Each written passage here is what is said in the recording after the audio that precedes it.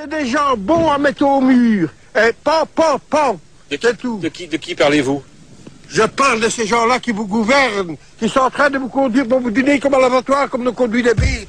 Plusieurs députés ont accepté des pots de vin pour modifier les textes de loi, pour faire voter des amendements.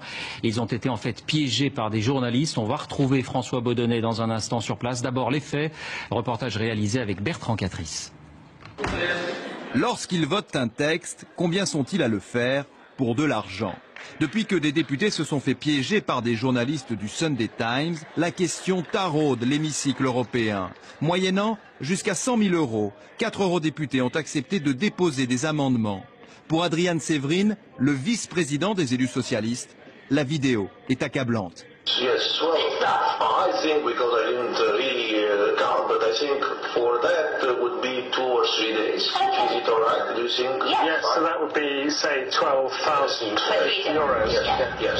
Malgré l'évidence du scandale, cet ancien ministre roumain refuse de démissionner. Son groupe politique est sous le choc. Nous l'avons exclu, il a quitté le groupe, il n'est plus membre de notre groupe, et j'attends qu'il quitte le Parlement européen parce que cet homme a fait un grand hommage à l'institution. Problème, il y a au Parlement européen 5000 lobbyistes accrédités et leurs relations avec les députés sont mal encadrées.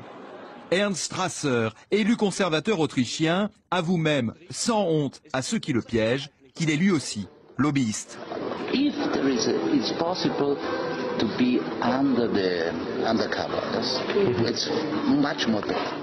Moi, je vais proposer demain que l'ensemble des cartes des lobbyistes soient retirées. Il faut refaire une sélection. Et le député doit signer pour chaque lobbyiste qui rentre dans ce Parlement.